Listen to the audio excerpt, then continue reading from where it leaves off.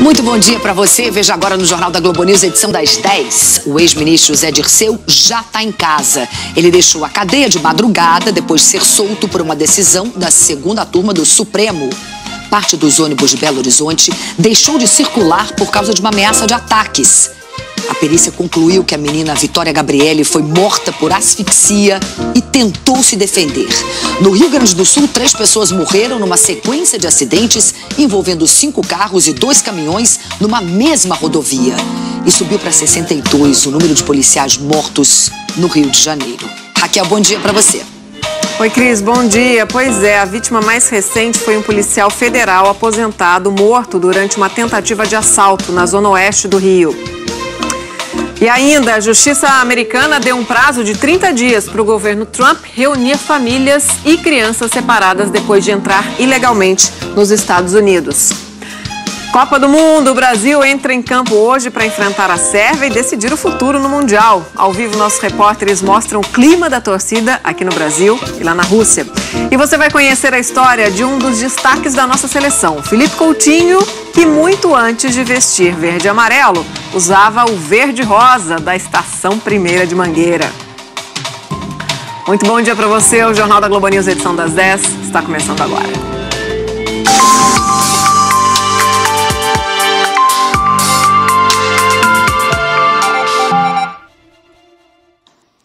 A gente abre essa edição falando sobre a insegurança em Belo Horizonte. Parte dos ônibus deixou de circular por causa da ameaça de ataques a uma linha.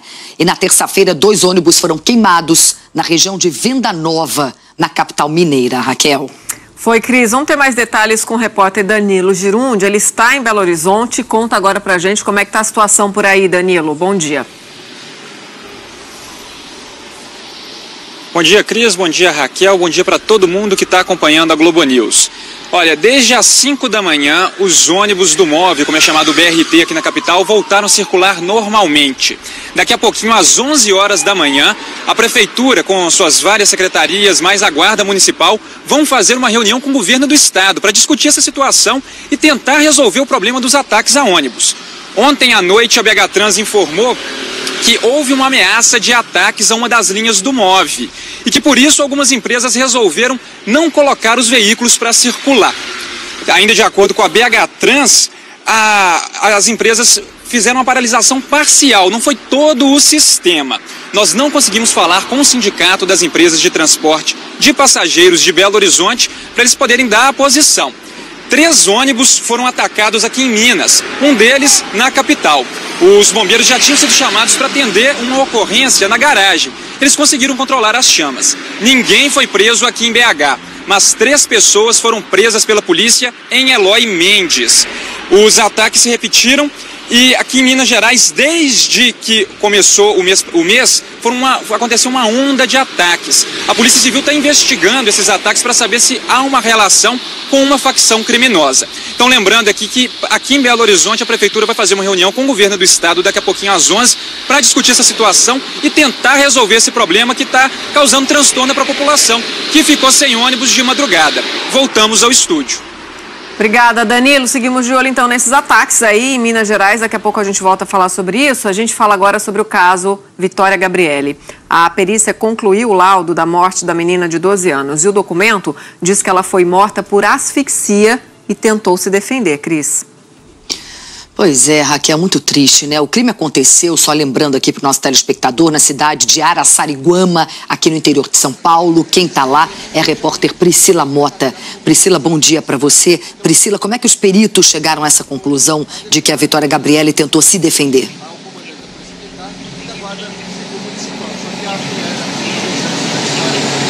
Oi, Cris, Raquel, bom dia para vocês, bom dia a todos. Os peritos chegaram a essa conclusão porque o corpo da Vitória Gabriele tinha marcas de hematomas e lesões nos antebraços direito e esquerdo. Então isso indica que ela foi contida e tentou se livrar aí dos seus agressores.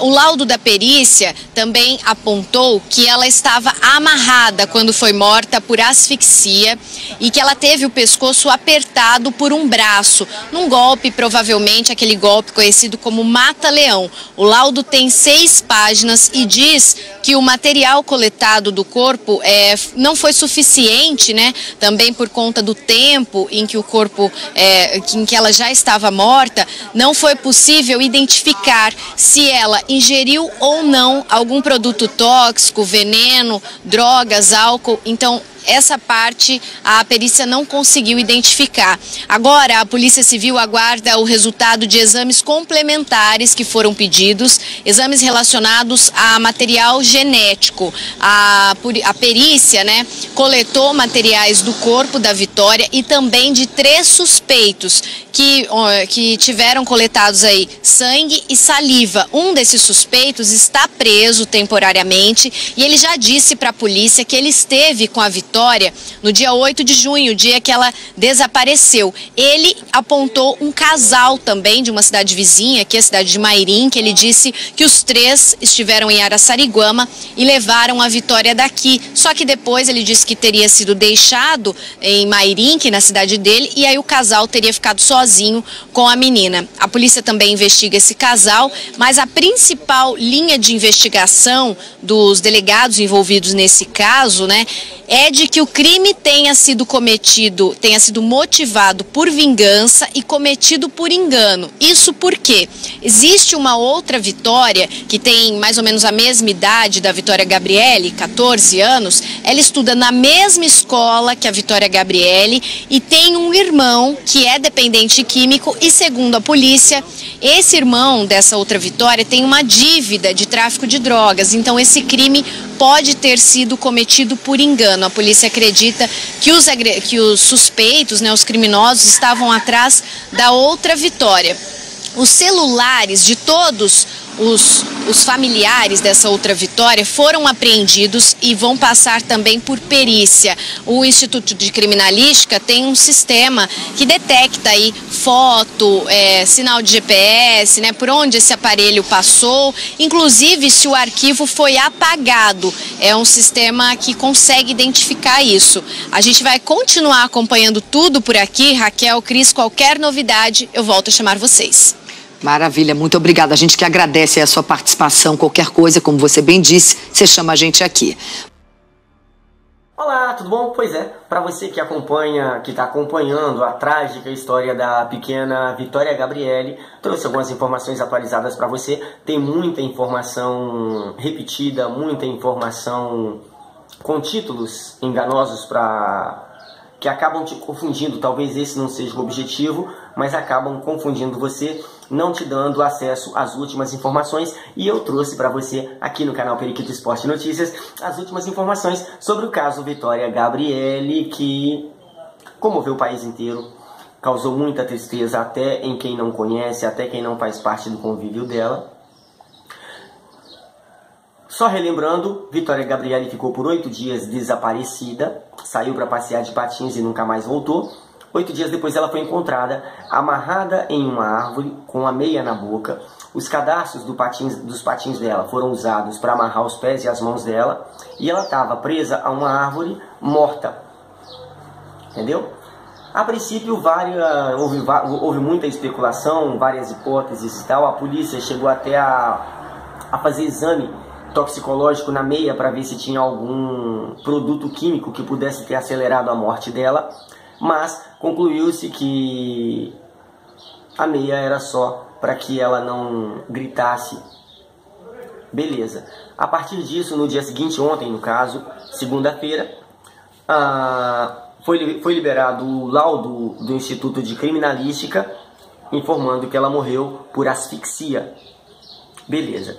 E ontem à tarde, 25 do 6, foi revelado também, foi liberado o laudo do IML, do Instituto Médico Legal, dando conta de que ela morreu por asfixia sim, mas a asfixia foi uma consequência. Na verdade, ela morreu por estrangulamento, com aquele famoso mata-leão, que você pega a pessoa por trás pelo pescoço e quebra o pescoço. Essa foi a verdadeira causa da morte dela, divulgada ontem pelo Instituto Médico Legal de São Paulo, pelo IML de São Paulo, que divulgou que Vitória Gabrielle foi morta por estrangulamento causado por um mata-leão. Beleza, até aí tudo bem. E também foi divulgado anteontem de madrugada, foi divulgado pela Secretaria de Segurança Pública de São Paulo que a pessoa que desse informações que levasse ao assassino, que levassem à prisão do assassino de Vitória Gabrielle, receberia 50 mil reais de recompensa. Véi, nem para encontrar traficantes famosos a recompensa não é de 50 mil reais. Então isso levou as pessoas a acreditar que talvez a polícia estivesse assinando um atestado de incompetência ao oferecer uma recompensa desse tamanho para a pessoa que levasse ao assassino, que desse informações que levassem ao assassino de Vitória Gabrielle. Então, o secretário de Segurança Pública de São Paulo deu entrevista ainda ontem, informando que não se trata de incapacidade de encontrar o autor do crime. Não se trata de incapacidade de encontrar o monstro que causou essa tragédia. Trata-se sim de uma maneira de acelerar o processo na busca pelo autor do homicídio. Entendeu? Pois é, essas foram as informações que foram passadas pelo secretário de Segurança Pública do Estado de São Paulo em relação à recompensa de 50 mil reais. No mais, a gente segue acompanhando aqui, o caso segue sem solução, sem nenhuma novidade. Não houve nenhum esclarecimento, nenhuma entrevista, nenhuma reportagem nos últimos dias que levasse... Ah tá, já ia me esquecendo. Houve sim um policial que não quis se identificar, deu uma entrevista e prestou um depoimento entre essas mais de 70 pessoas. Pois é, um deles é um policial que informou que não havia indícios de que talvez a pequena Fernanda Gabrielle pudesse ter sido assassinada em vingança ou em retaliação aos pais dela. Informou que os pais não fizeram nada digno de uma vingança desse tamanho, com tamanha crueldade. Disse sim que Vitória Gabrielle foi morta em vingança a um usuário de drogas que tinha dívida com o tráfico. Então acreditaram que Vitória Gabrielle era a irmã desse usuário, que também tem uma irmã com o mesmo nome. Então, por isso, acredita-se que ela foi morta por vingança, mas nesse sentido. Pegaram a Vitória Gabrielle acreditando que ela era a Vitória Gabrielle, irmã desse usuário de drogas que tinha dívida com o tráfico. Entendeu? Pois é, essa é a base da tese de ela ter sido morta por vingança. Mas até o momento, até agora, meio-dia do dia 26/6, não tem nada de concreto, não tem nenhuma informação precisa em relação ao assassino da pequena Vitória Gabrielle, que segue sem solução, que segue causando comoção em todo o país, mesmo depois de quase 10 dias. Gente, realmente uma tragédia causada por um monstro que a gente espera que não se repita mais, nem no nosso país, nem em lugar nenhum do planeta. Muito obrigado a todos vocês. Voltamos a qualquer momento com muito mais informações sobre o caso Vitória Gabrielle.